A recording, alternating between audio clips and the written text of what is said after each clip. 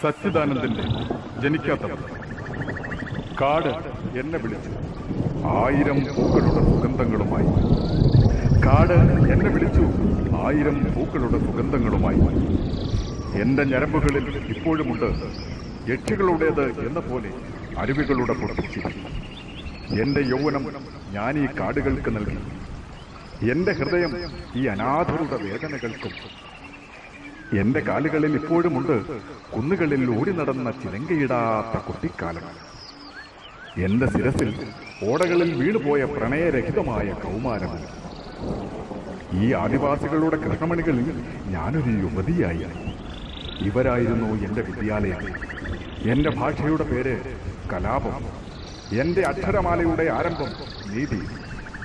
കാറ്റ് ഇലകളോടെന്ന പോലെ ഞാനിവരുടെ വിലപിക്കുന്ന ചെവികളിൽ സ്വാതന്ത്ര്യത്തിന്റെ രഹസ്യം മന്ത്രിച്ചു. പകരം ഇവരെനിക്ക് സ്നേഹത്തിന്റെ ഉപ്പും മീനും കിഴങ്ങും തന്നു.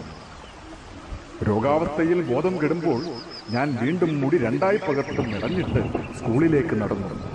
കൂട്ടുകാരികൾക്കൊപ്പം കുപ്പിവള പോലെ പൊട്ടിച്ചിരിച്ച്. ചിലപ്പോൾ ഒരു കൂട്ടുകാരന്റെ മുഖം ചെമ്പരത്തി ചെടികൾക്കിടയിൽ നിന്ന് എന്നെ എത്തി നോക്കി. ചിലപ്പോൾ എന്റെ സ്വപ്നങ്ങളിൽ വീടും അമ്മയും അച്ഛനും മിന്നൽ പോലെ വെളിച്ചം നിറച്ചു. പെട്ടെന്നായിരുന്നു വായുവിൽ ഞാൻ വെടിമരുന്ന് മണത്തത്. പെട്ടെന്നായിരുന്നു വായുവിൽ ഞാൻ വെടിമരുന്ന് മണത്തത്. അത് ബൂട്ടുകളുടെ ശബ്ദത്തിൽ അലിഞ്ഞു. അർത്ഥബോധാവസ്ഥയിൽ അത് ദുസ്വപ്നമാണെന്ന് ഞാൻ കരുതി. നെഞ്ചിൽ നിന്നൊലിച്ച ചോര സ്വപ്നത്തിൽ വിരിഞ്ഞിരുന്ന ചെമ്പനീരാണെന്ന് ഞാൻ കരുതി. ഞാനിപ്പോൾ അശാന്തമായ ഒരാത്മാവായി ഭൂമിയുടെ ഇടനാഴികളിൽ അലയുന്നു. നീതി നിയമത്തിന്റെ മുമ്പിൽ നടക്കുന്നുവെന്ന് ജനങ്ങളോട് വിളിച്ചു പറയണം എന്നെനിക്കുണ്ട്. നിങ്ങളാണ് എല്ലാം എന്ന് അത് നിങ്ങൾ തിരിച്ചറിയുന്ന നിമിഷം സിംഹാസനങ്ങൾ തകർന്നു വീഴുമെന്ന്.